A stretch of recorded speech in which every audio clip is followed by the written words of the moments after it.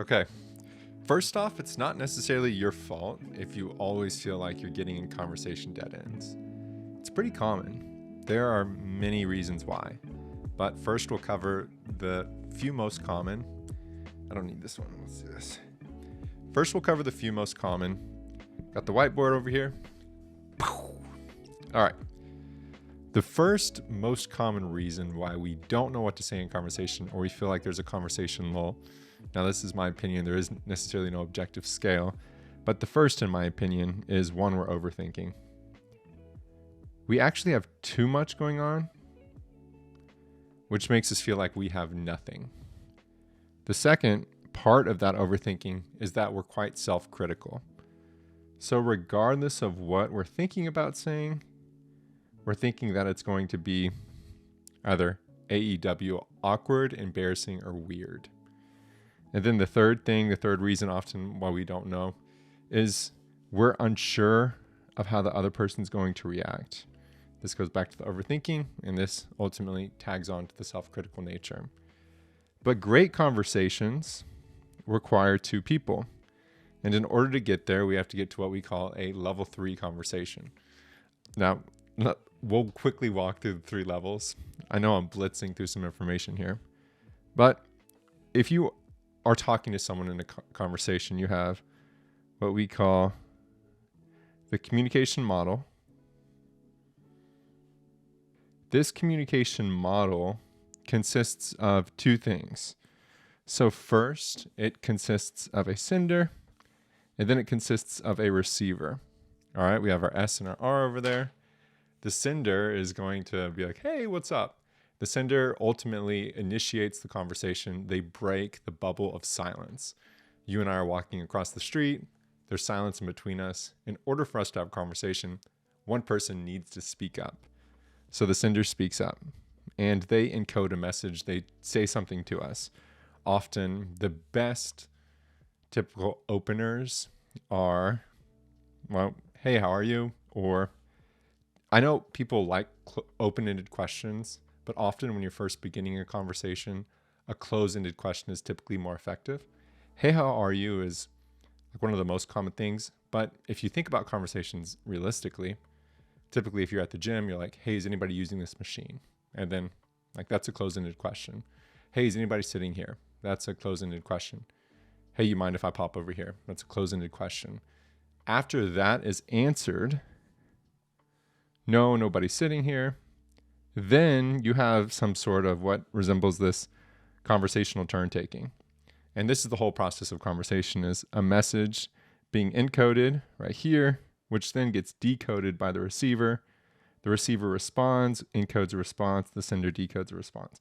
And we have the conversational turn taking. We actually have connection happening. Now, the conversations that actually matter, though, happen after this. And this is why we call it the level 3. Because the first level is this right here. The sender actually receiving, the receiver responding. And then the third level is here in the middle where we get to talk about things that actually matter. So, hey, is anybody using this machine? Nope, nobody's using it. Feel free. Sweet. I see you come here often. What are you training today? Okay, so that's like a 3-level conversation. Hey, can I sit here? Sure, you can sit here. Sweet, how's your day going? So we opened with a closed-ended question, and then that question was responded to. Then we have a open-ended question to follow it back up. Now, why does this even matter? Well, first off, let's cheat. I'll show you my computer screen over here. We got the Harvard Happiness Study. It's one of the longest social science longitudinal studies, which means it's been going on for, over half a century now. And they say the key to happy life and living longer is relationships. Relationships are the key to health and happiness. We have Julian Holt Lundstedt, who, let's find her real quick. Julian Holt Lundstedt, loneliness, mortality. We learned that loneliness and social isolation are risk factors for mortality. Ultimately, we learned that those who are lonely and socially isolated, it corresponds to an average of 29, 26, and 32% increased likelihood of mortality, respectively. People are more likely to die whenever they're lonely. They're less likely to live longer. It's worse than smoking a pack of cigarettes. It's worse than a sedentary lifestyle. But overall, the whole premise of why conversations matter is that life is better when we talk to people. And we need to talk to people more, but we're not doing it as much. A few different reasons why. First was, well, COVID screwed us up. I know we're multiple years away from COVID, but I recall Adam Grant, for those of you who know him, psychologist, he had a piece in the New York Times where he said, we're all going to be socially awkward after COVID. And the reason being is our social muscles are actual muscles. If you don't use them, you're going to lose them. And we lost a lot of them. So we have to get out of COVID. And as he says, it's a good time to raise our tolerance for quirky behavior. There we go. People might be a bit rusty. So COVID definitely screwed us over. 2, digital immersion. We are putting ourselves in front of screens more than we're putting ourselves in front of other people. A lot of this isn't necessarily our fault. Rather, it's just a system thing. The whole system's changing. Social media is super addictive because we have the smartest people with a ton of money trying to figure out how to hack our neurowiring for more of our attention. It's not our fault that Amazon's so easy and that we no longer have to go to the store for us. It's not our fault that there's cars and we're not going to see each other while we're transporting to go to the city square. It's not our fault that cities aren't as walkable as they used to be. There are so many different factors that are decreasing our face-to-face time and increasing our digital immersion time. What we've learned is that social media, though it promises connectedness, it's actually a very poor substitute for in-person interaction, for social connection. Now, it can be used as a supplement, and there are many different ways where social media is acting as a great resource for people to connect people all around the globe. If you're watching this, you've found me on YouTube. So that's a great way that the digital platform is extending and helping us. But for the most part, it's not helping us. It's actually hurting us because it's a lot easier and it's reducing our time in person. So there's COVID, there's digital immersion, and the last, we're just simply not doing it much. We're not doing it much because first off, we didn't do it in COVID and we got worse at it. So now we're a bit scared. Digital immersion, we're in front of the screens all the time. And it's just lack of practice. It's hard. Whenever you have a family, whenever you have a full-time job, whenever you have to make sure you make rent, rising costs of necessary goods, there are so many different stressors on us. And ultimately, stress constricts creativity. And creativity is really important in conversation because the best conversations tend to happen whenever you go outside the box of predictability and you break the social script. So how do we do that? Well, I'm going to give you one framework.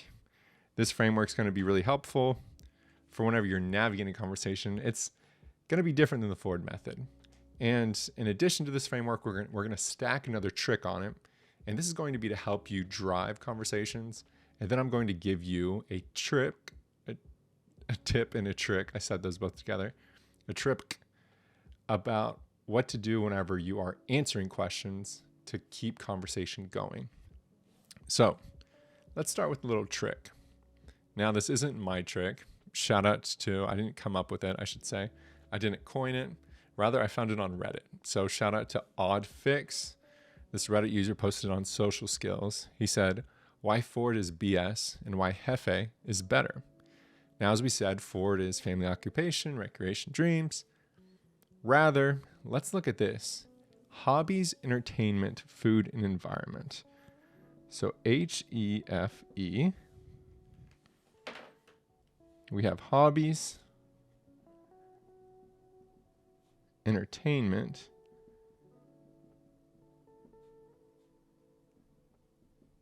food, and environment.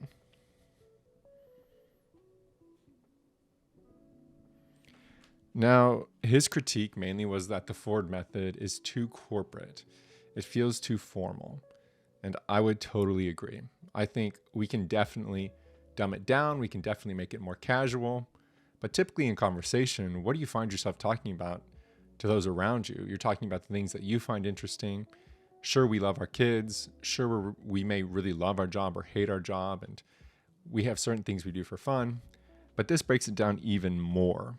One of my favorite questions to ask people is, hey, do you play any video games? Because one, I like playing video games, and two, video games are pretty accessible.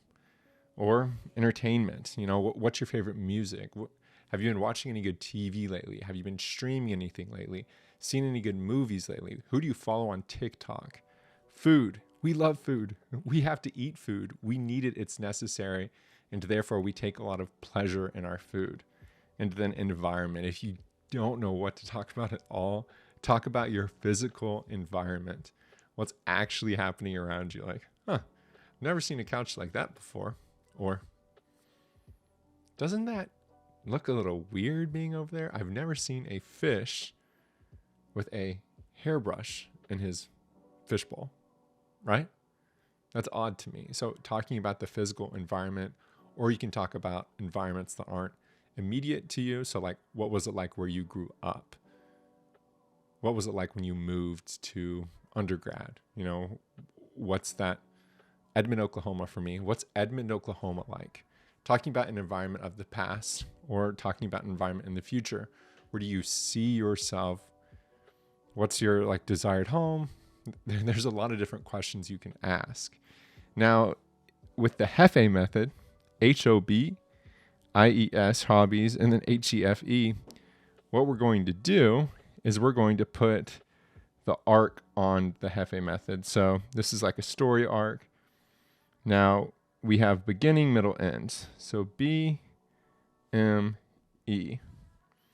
Any question you can ask, you can tag it with something here. For instance, hobbies.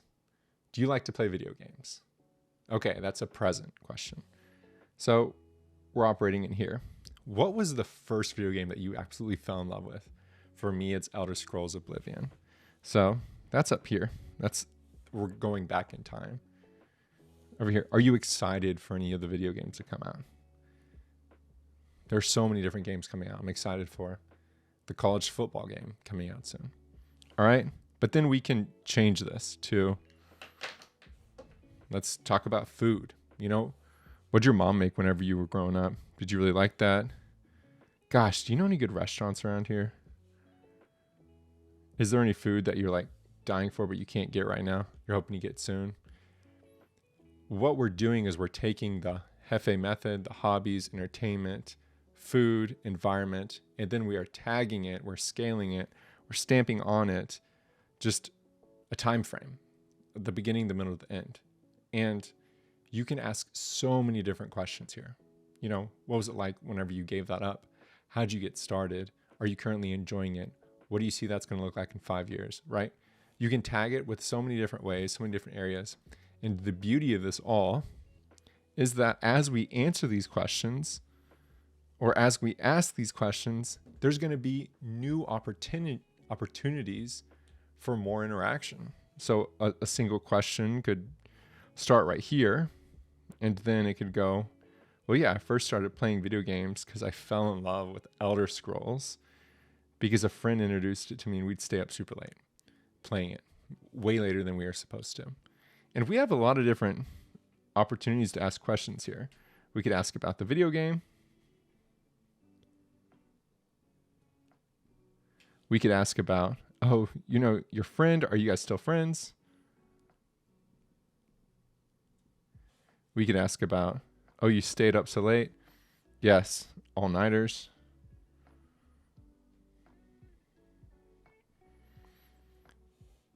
And then say you answer about all-nighters, and then you go and you keep going, and there's more questions to ask, and it keeps going, and it creates this crazy web. And this web is what we call conversational threading.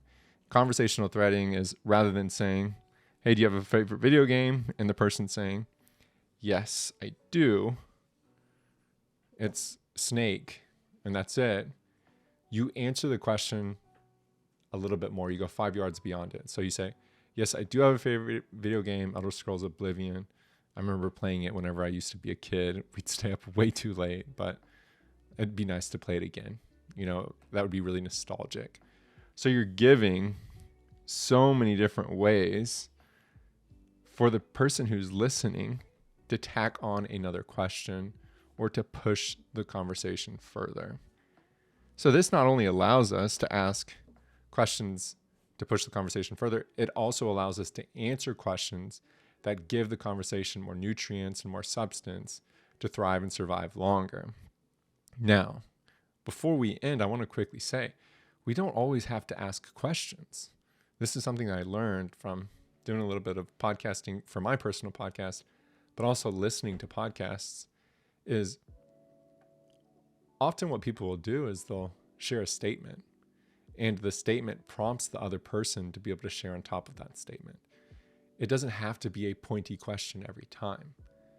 This is something that Chris Williamson, I watch him, he'll do quite well. He'll just share a statement. But then you see different styles, like Shannon Sharp will ask very pointy questions. Joe Rogan will go on these big, long thought experiments. I'm sure he prompts, sure he asks questions. And they all do it a little bit, but there's personal styles. And learning from people who talk in really important matters, like people who work with the suicide hotline, what I've learned from them is for every one question, they want to have like 3 prompts. They want to be able to say, that must have been really hard. That's a prompt. And it gives people an opportunity to hop on there and continue explaining or continue sharing.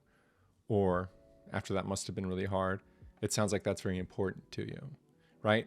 These are prompts, but it still is giving more air or life to the fire. And with the HEFE method, with scaling it, beginning, middle, end, I'll put all this down. I want us all to be able to have it. HEFE. And we scale it with this beginning, middle, end. And then on top of that, we are making trees the whole time with conversational threading. We are going beyond, 5 yards beyond.